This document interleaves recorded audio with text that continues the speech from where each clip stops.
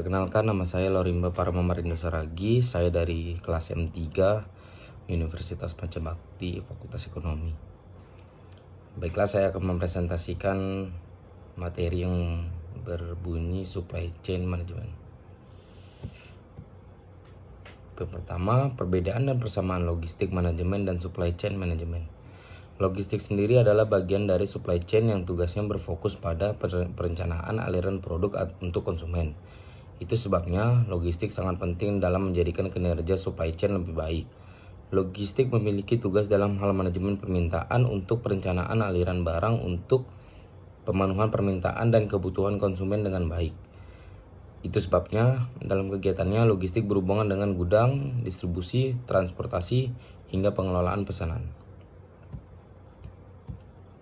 Sedangkan supply chain sendiri menjadi kerangka keseluruhan yang bekerja sama dengan supplier, produsen, bisnis logistik, grosir, pengecer, hingga sampai pada konsumen.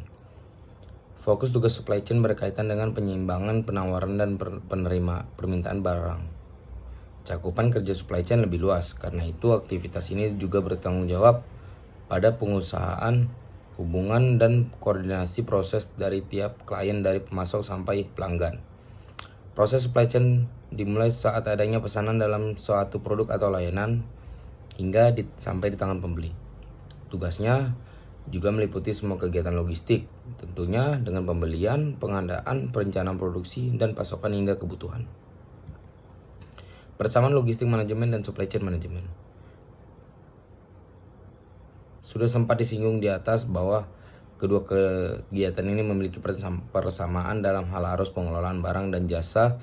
Kegiatan kedua alur pengiriman barang ini juga berkaitan dengan penyediaan barang, pembelian, pengiriman, penyimpanan, hingga administrasi dan kembali dikirim kepada konsumen yang bersangkutan. Dilihat dari tujuan juga memiliki kesamaan, yakni sama-sama meningkatkan efisiensi dan efektivitas dalam pendistribusian barang seperti di gambar tersebut. Apa itu supply chain management? Supply chain management atau manajemen rantai pasok merupakan bagian yang penting pada sebuah perusahaan. SCM yang baik mengindikasikan daya saing perusahaan yang tinggi dan berkualitas. Supply chain management sendiri didefinisikan sebagai kegiatan yang meliputi koordinasi, penjadwalan, dan pengendalian terhadap pengadaan, produksi, penyediaan, ataupun pengiriman produk atau jasa kepada konsumen. Pengelolaan dan pengendalian supply chain management mencakup material atau bahan mentah, pembayaran, informasi dari pemasok ke produsen, dan dari pedagang grosir ke konsumen. Cakupan manajemen rantai pasok juga mencapai administrasi harian, operasi, dan juga logistik perusahaan. Proses tahapan supply chain management. Seperti yang diketahui, manajemen rantai pasok merupakan suatu proses yang melibatkan banyak proses dan berbagai pihak. Sebuah produk atau layanan jasa bisa sampai ke tangan konsumen setelah melalui berbagai tahapan dalam manajemen rantai pasokan. Tahapan-tahapan tersebut antara lain: 1. Customer. Tahap pertama yang memulai manajemen rantai pasok berasal dari konsumen atau customer. Pada tahap ini customer mengajukan pesanan atau order suatu produk yang ditawarkan oleh pihak produsen. Saat melakukan pemesanan, customer akan memberikan informasi terkait pemesanan produk. Informasi tersebut diantaranya yakni jumlah produk yang dipesan dan tanggal pengantaran produk yang dipesan. 2. Planning. Setelah pesanan diterima oleh produsen, tim atau departemen perencanaan akan membuat perencanaan mengenai produksi produk yang diminta. Selain perencanaan produksi, tim perencanaan juga bertanggung jawab terhadap persiapan kebutuhan bahan baku yang diperlukan. 3. Purchasing. Tahap ketiga dalam manajemen rantai pasok adalah pembelian bahan baku. Ini dilakukan oleh departemen pembelian setelah menerima rencana produksi yang dilakukan departemen perencanaan. Pada tahap ini, departemen pembelian akan menghubungi pemasok untuk melakukan pembelian bahan baku dan bahan pendukung. Selain melakukan pembelian, departemen ini juga menentukan tanggal penerimaan bahan dan jumlah bahan baku yang dibeli. 4. Inventory. Jika pesanan bahan baku telah datang, selanjutnya bahan baku tersebut akan dikirim ke pabrik untuk dilakukan pemeriksaan kualitas. Apabila kualitas bahan baku dan jumlahnya telah memenuhi standar, bahan baku tersebut akan disimpan di gudang. Tahapan ini disebut inventory. 5. Produksi.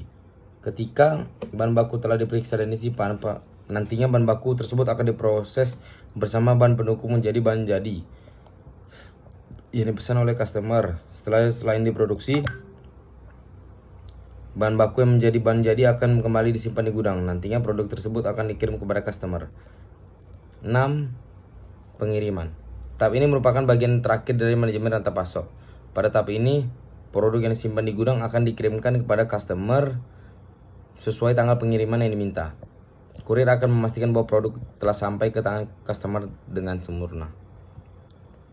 Tujuannya dalam bisnis. Tujuan utama pelaku bisnis mendirikan sebuah perusahaan adalah memperoleh keuntungan sebesar-besarnya. Untuk mencapai tujuan tersebut, pebisnis harus pandai memanajemen produk dengan cara melakukan supply chain management.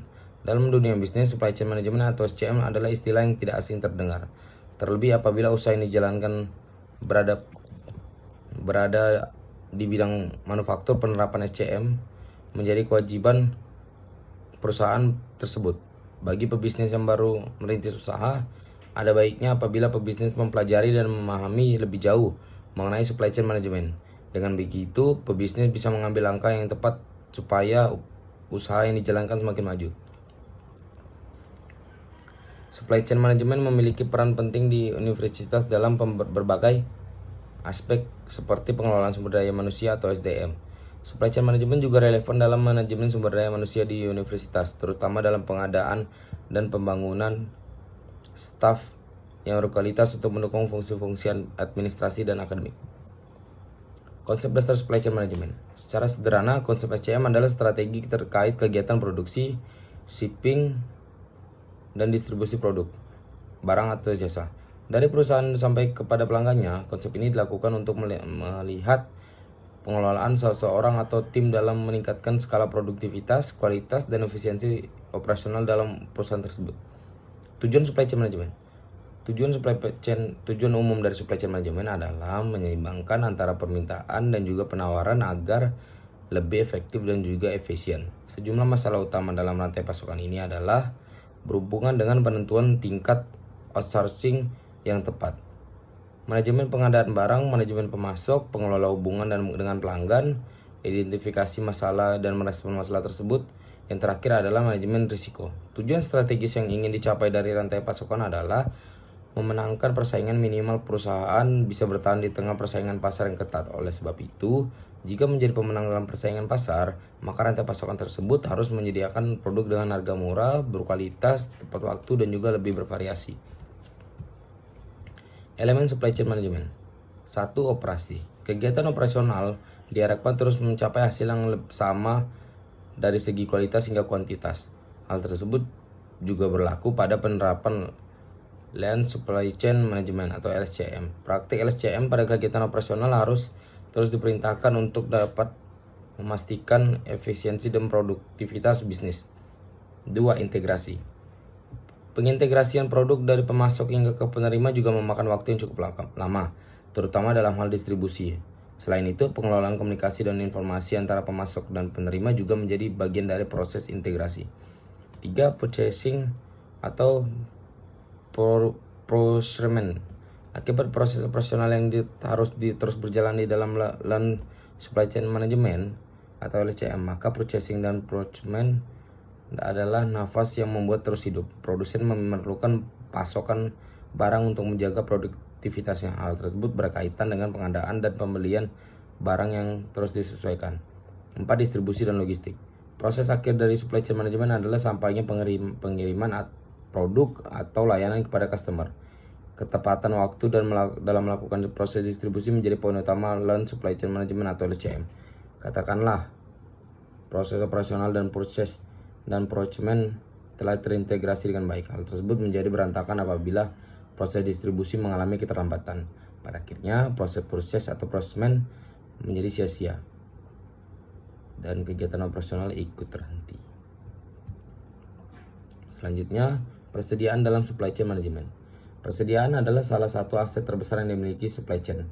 Bisa mencapai 25% dari total aset yang dimiliki. Persediaan muncul di berbagai tempat dengan berbagai bentuk dan fungsi di sepanjang supply chain. Manajemen persediaan yang baik berpengaruh terhadap besar berpengaruh besar terhadap kinerja finansial sebuah perusahaan. Salah satu tujuan utama SC adalah mengelola material atau produk yang tepat, tidak terlalu lambat dan tidak terlalu dini. Jumlah sesuai kebutuhan, terkirim ke tempat yang memang membutuhkan. Mengapa persediaan muncul? A. Direncanakan. B. Adanya persediaan untuk periode tertentu. C. Ketidakpastian permintaan. D. Adanya kesalahan peramalan atau distribusi. E. Ketidakpastian pengiriman. F. Adanya lead time. G. Ketidakpastian proses internal. H. Gangguan mesin.